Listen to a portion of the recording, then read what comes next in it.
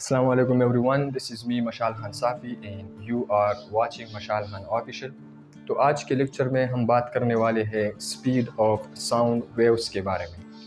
इससे previous lecture में हमने पढ़ा था साउंड के बारे में कि what is mean by sound, sound क्या है, किस तरह साउंड प्रोड्यूस होते हैं, किस तरह साउंड प्रोपेगेट होती है और साउंड के लिए कौन सी चीज़ों की ज़रूरत होती है। तो हमने कहा था कि साउंड जो है it is a form of energy, ये हमारे पास एनर्जी की एक हालत है which is transfer from one place to another, जो कि एक जगह से दूसरी जगह तक ट्रांसफ़र होती है ड्यू टू वाइब्रेशन। किस वजह से? वाइब्रेशन की वजह से। ठीक है, तो इसका मतलब ये है कि sound is produce by vibration. जहाँ पर वाइब्रेशन होगा तो वहाँ पर साउंड प्रोड्यूस होगा। ठीक है, तो साउंड के लिए मीडियम की ज़रूरत होती है, यानी साउंड को एक जगह से दूसरी जगह तक ट्रांसफ़र करने के लिए मीडियम की ज़रूरत होती है। ठीक है, अब हमारे पास मीडियम जो है ये मुख्तलिफ है, सॉलिड है हमारे पास, लिक्विड है हमारे पास और गैस है हमारे पास।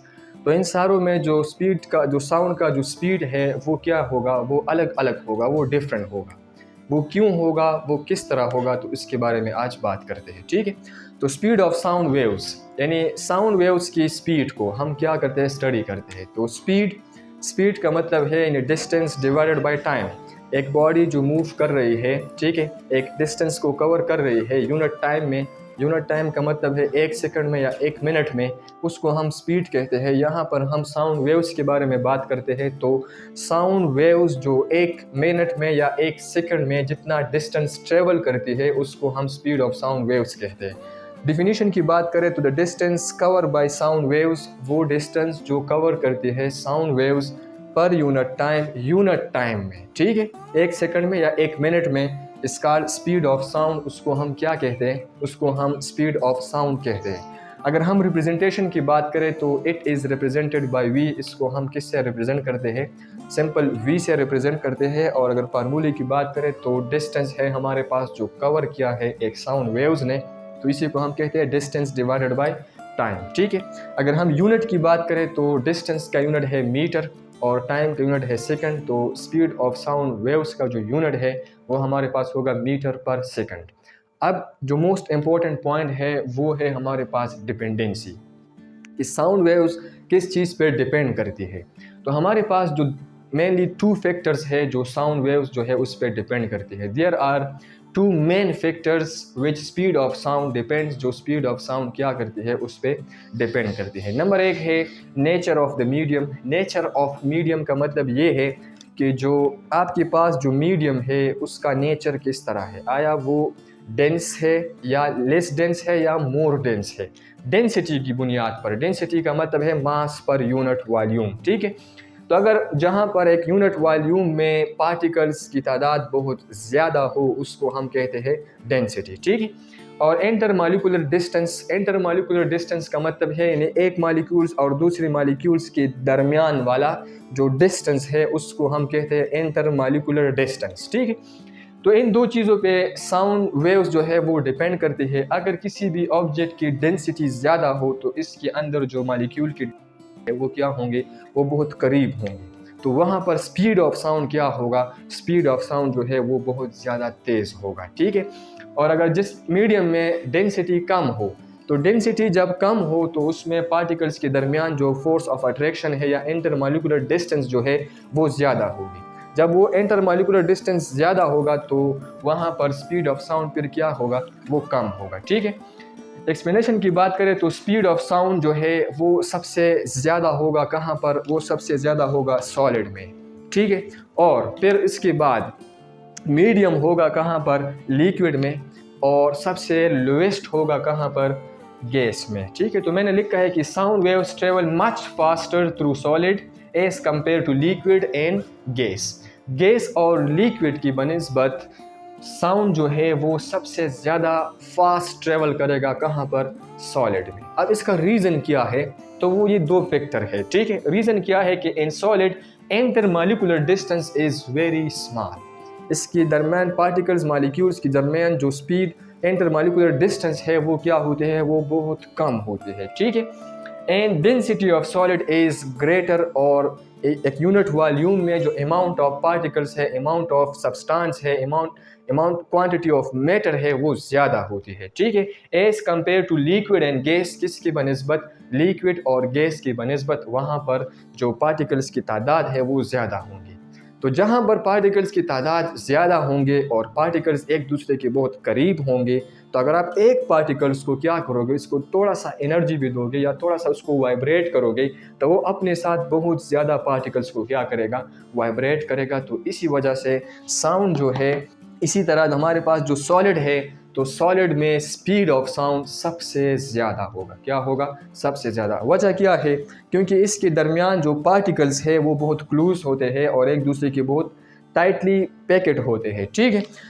अगर हम इसकी बात करें कि सॉलिड में हमारे पास जो स्पीड ऑफ साउंड है वो कितना होगा, तो याद रखना है कि हमारे पास जो स्पीड ऑफ साउंड है सॉलिड में एट 20 डिग्री सेंटीग्रेड टेम्परेचर क्या हो, जब टेम्परेचर 20 डिग्री सेंटीग्रेड हो, जिसको हम रूम टेम्परेचर भी कहते हैं 20 to 25, इसमें हमारे पास आयरन जो है, आयरन हमारे पास एक सॉलिड है, तो उसमें जो स्पीड ऑफ साउंड है वो 6000 मीटर पर सेकंड यानी 6 किलोमीटर पर सेकंड होगा, ठीक है। इसी तरह अगर हम लिक्विड की बात करें तो लिक्विड में हमारे पास इंटरमॉलिक्यूलर डिस्टेंस, थोड़ा सा पार्टिकल्स के दरमियान जो डिस्टेंस है वो थोड़ा सा ज़्यादा होती है, ठीक है। इसी वजह से एट 20 डिग्री सेंटीग्रेड इसमें 1500 राउंड अबाउट 480 to 1500 मीटर पर सेकंड स्पीड होगा। अगर हम गैस की बात करें, गैस में यानी एयर की बात करें, एयर हमारे पास मिक्सचर ऑफ गैसेस है, ठीक है। तो अगर हम उसकी बात करें तो उसमें हमारे पास एट 20 डिग्री सेंटीग्रेड इसमें हमारे पास जो स्पीड ऑफ साउंड है वो 343 मीटर पर सेकंड है, ठीक है। इसी तरह अगर हम किस चीज़ की बात करें, वैक्यूम की बात करें, तो वैक्यूम में हमारे पास क्या होता है, वैक्यूम में हमारे पास पार्टिकल्स नहीं होते। हमने कहा कि sound is produce by vibration.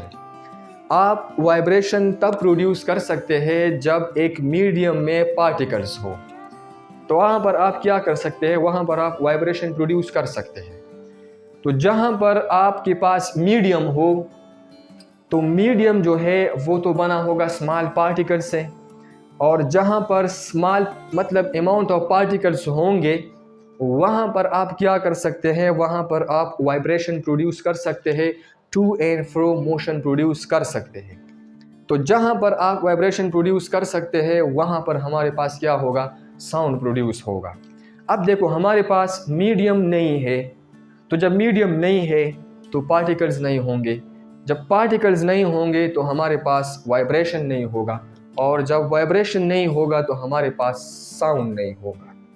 तो वैक्यूम में हमारे पास साउंड ट्रेवल नहीं करता, ना वैक्यूम में साउंड ट्रेवल कर सकता है, ठीक है। वजह क्या है, बिकॉज वहाँ पर हमारे पास पार्टिकल्स नहीं है।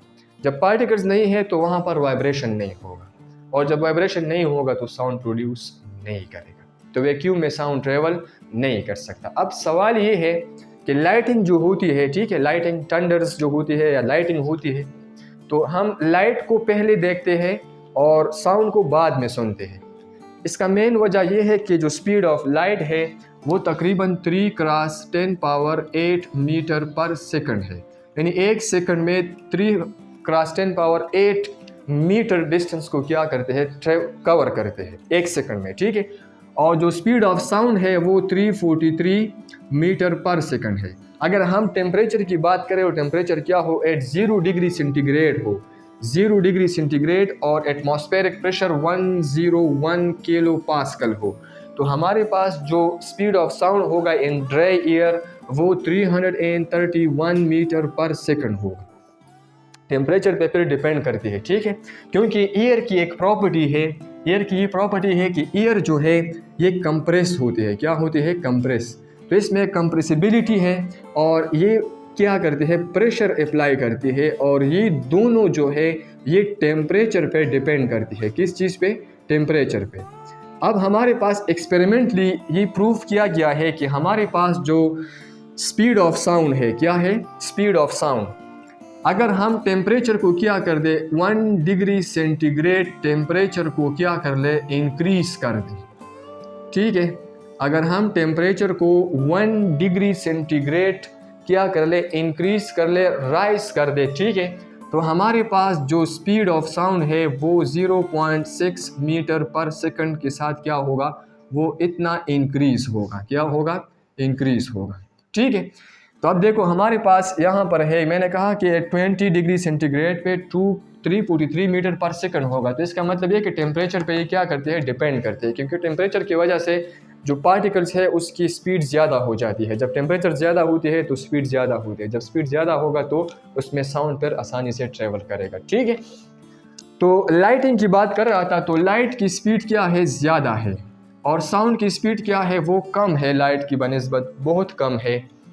तो जो लाइटिंग होती है तो उस वक्त साउंड भी प्रोड्यूस होता है और लाइटिंग भी प्रोड्यूस होती है, दोनों प्रोड्यूस होते हैं, दोनों एक साथ क्या होते हैं, एक क्रिएट होते हैं। ठीक है, प्रोड्यूस होते हैं, जनरेट होते हैं, लेकिन हम लाइट को पहले देखते हैं, बाद में साउंड को सुनते हैं। इसका सिंपल आंसर है कि स्पीड ऑफ लाइट ज़्यादा है स्पीड ऑफ साउंड से।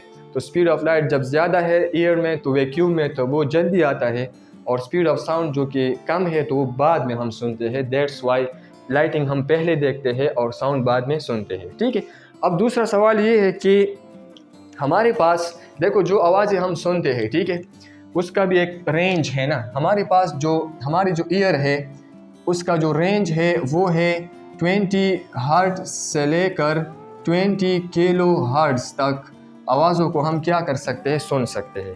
तो ये हमारे पास रेंज है जिसको हम ऑडिबल फ्रिक्वेंसी रेंज कहते हैं। ठीक है, यहाँ से लेकर यहाँ तक देखो 20 से नीचे आवाज़ों को हम नहीं सुन सकते और 20 किलो हर्ट्ज से ऊपर आवाज़ों को हम नहीं सुन सकते।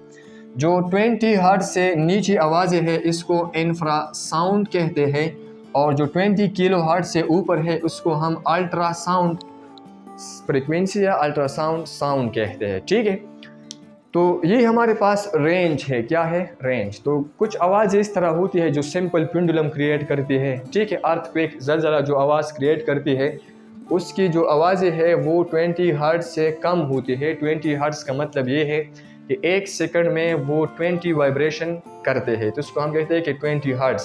अगर एक सेकंड में 20 वाइब्रेशन से कम हो तो उस आवाज़ों को फिर हम नहीं सुन सकते। ठीक है, अब एक सवाल ये है कि ज़्यादातर लोग कहते हैं कि हमारे पास क्या होते हैं, जो ट्रेन होती है, ट्रेन च पटलई हुई, ठीक शो आगा द सन जोड़ी हुई, आगा द आयरन न जोड़ी हुई, द आयरन नो जिन खलक दावे चकला मंग अल तलाड़ शो और मंग ता चिकम दे ट्रेन नखकारी च ट्रेन रवान दे क महामख सोना टाइम के बराजी या श्ता दे या नश्ता दे, ठीक शो नो कुछ लोग इस तरह करते हैं कि दीजे की सू की दीजे के चकम दे खपल ईयर पदे दगा बांधे जुख की दी पदे पटलाई बांधे।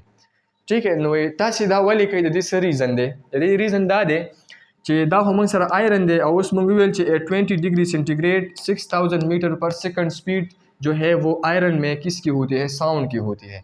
तो अगर ट्रेन चकम दे का आगा चरता शपक किलोमीटर लरे रवानी नो शपक किलोमीटर होडर मजल लिमंग तनखकारी। ठीक है, और पदे पटलाई बांधे रवान यो तो पदे पटलाई बांधे दस के दे खपल वक्त चकम दे की दी नुता तब दे आगा वाइब्रेशन महसूस की। तो आप कह सकते हैं कि हाँ ट्रेन चकम दे रवान दे या बशपक मिनट के रसी या 2 मिनट के रसी। दिस इज़ बिकॉज कि आयरन है और आयरन के पार्टिकल्स बहुत करीब होते हैं, तो वहाँ पर स्पीड ऑफ साउंड क्या होती है, वो बहुत ज़्यादा होती है। ठीक है, बनिस्बत ईयर की, क्योंकि ईयर में हमारे पास जो स्पीड ऑफ साउंड है वो है 343 मीटर पर सेकंड। ठीक है, so this is all about speed of sound waves. ये हमारे पास स्पीड ऑफ साउंड वेव्स था। ठीक है, if you have any question you can ask in the comment section. Thank you very much for listening and thank you.